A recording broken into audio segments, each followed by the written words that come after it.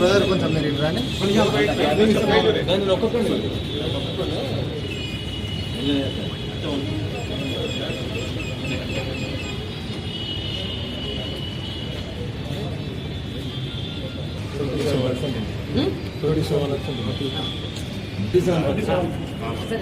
ఇదంతా తీసుకుంటాం.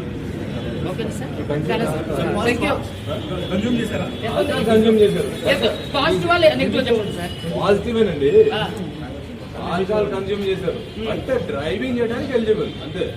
ఇది చూడండి, ఇది కేవలం కూడా భయపెట్టే మభ్యపెట్టే ప్రయత్నాలు ఇవన్నీ కూడా సార్, ఇవన్నీ కూడా భయపెట్టి మభ్యపెట్టే ప్రయత్నాలు. లీగల్ ప్రొసీజర్ కానీ వెళ్తాం సార్. మీరు మీడియా వాళ్ళు కూడా ఇక్కడ రీడింగ్ అది ఎంత అవమానం అండి. 35 ఎబవ్ ఉంటారు. డ్రైవింగ్ గురించి మాట్లాడు, నేను క్లియర్ చెప్పాను కదా. అంటే ఇది దీంట్లో ఇది పక్కదారి పట్టించడానికి అంతే కదా సార్. ఆల్కహాల్ టెస్ట్ అనేది కరెక్ట్ కాదండి.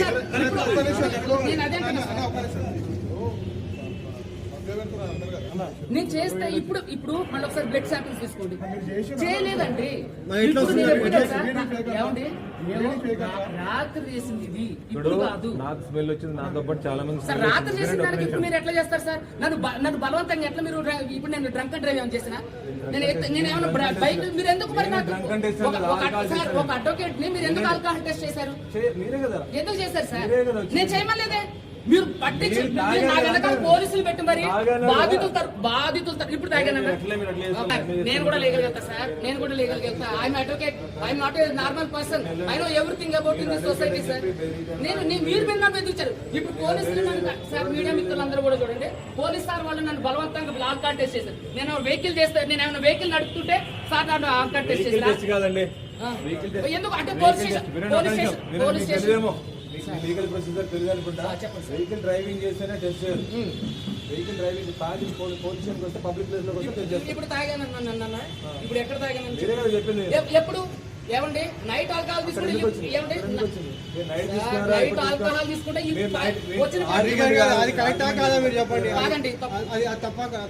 తప్పు. ఇప్పుడు ఎవరో కూడా ఏమండి ఇది ఎంత పక్కదారి పట్టించడానికి పోలీసులు చేస్తే చర్య. దయచేసి చూడండి, నాకు ఎప్పటి నుంచో తెలుసు తమ్ముడు. ఎప్పుడైనా సరే మేమంతా కలిసి కొట్లాడిన తప్ప ఎప్పుడైనా మేము ఎలాంటి చేసినా పోలీసులు ఇక్కడికి వచ్చేటప్పుడు మద్యం తాగి రాకూడదు అనేది ఎవరికి చెప్పాల్సిన అవసరం లేదు. మద్యం తాగి అతను వచ్చాడని చెప్పి అనుమానంతో మేము ఆల్కహాల్ టెస్ట్ చేయడం జరిగింది. ఆల్కహాల్లో 27 mg అతనికి మోతాదు దాంట్లో రావడం జరిగింది. సో దాని మీద కూడా అతనికి చర్యలు తీసుకుంటాం. సుబ్బు కంప్లైంట్ ఇచ్చినప్పుడు ఫిర్యాదు విట్నెస్లు ఎప్పుడు సమర్పిస్తానని చెప్పాడు సార్. ఎందుకు ఇవ్వలేకపోయారు? ఏమైనా తెలుసా? ఏమైనా అడిగారా మీరు?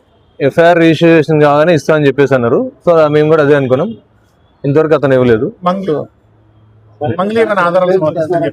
మంగ్లీ ఇచ్చిన కంప్లైంట్ ఇచ్చారు. కంప్లైంట్ ఇచ్చిన తర్వాత దాని మీద మేము లీగల్ ఒపీనియన్ తీసుకొని ఏ విధంగా ప్రొసీడ్ కావాలని చెప్పేసి వెయిట్ చేస్తున్నాం. సుబ్బారావు ఆరోపణలకు సంబంధించి ఆర్థిక లావాదేవీలకు సంబంధించిన అంశం మాత్రం పంజాగుట్ట పోలీస్ స్టేషన్ తో ఎలాంటి సంబంధం లేదా? లేదు. పంజాగుట్ట పోలీస్ స్టేషన్ ఆ మైక్రో ఫైనాన్స్ సంబంధించిన దాంట్లో పెట్టుబడి పెట్టిన విషయాలు కానీ మాకు ఎటువంటి ఫిర్యాదు రావడం కానీ ఆ పరిధి కూడా మా దాంట్లో రాలేదు. ఒకవేళ మాకు కనుక కంప్లైంట్ కానీ ఇస్తే కన్సర్న్ పోలీస్ స్టేషన్ మేము దాన్ని ఫార్వర్డ్ చేయడం జరుగుతుంది. సార్ మీరు సుబ్బు ఫిర్యాదు మీద ఎలాంటి చర్యలు తీసుకున్నారు? మంగ్లీ ఫిర్యాదు మీద ఎలాంటి చర్యలు తీసుకున్నారు? ఇప్పటి వరకు జరిగింది ఏంటి? ఎవరైనా ఎవిడెన్స్ సమర్పించారా? సుబ్బారావు గారు వారం రోజుల క్రితం మాకు పోలీస్ స్టేషన్లో కంప్లైంట్ ఇవ్వడం జరిగింది. కొంతమంది వ్యక్తులు అతన్ని బెదిరించారని చెప్పి, మధు తదితరులు బెదిరించారని చెప్పి, దాంట్లో మంగ్లీ అని చెప్పేసి ఒక సెలబ్రిటీ వాళ్ళ తమ్ముడు ఉన్నారని చెప్పేసి దాంట్లో పర్టికులర్గా ఆయన మెన్షన్ చేశారు.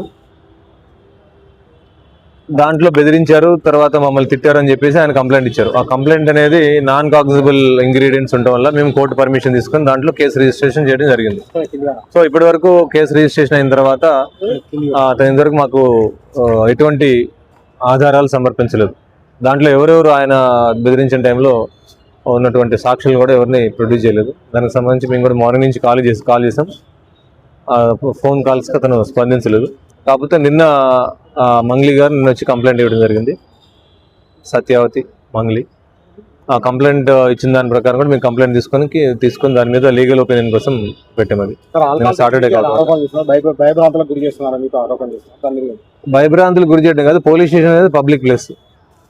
ఇక్కడికి ఒక డిసిప్లిన్గా రావాల్సి ఉంటుంది. ఎక్కడైనా సరే పబ్లిక్ ప్లేస్ ఎక్కడైనా కూడా వేరే ఫిర్యాదుదారులు ఉంటారు, చాలా మంది ఇక్కడికి వస్తారు కాబట్టి ఇక్కడ ఒక పద్ధతిగా రావడం జరుగుతుంది. మోర్ ఓవర్ ఇక్కడ అంతా పోలీస్ స్టేషన్ అనేది ఒక ఇంపార్టెంట్ ప్లేస్.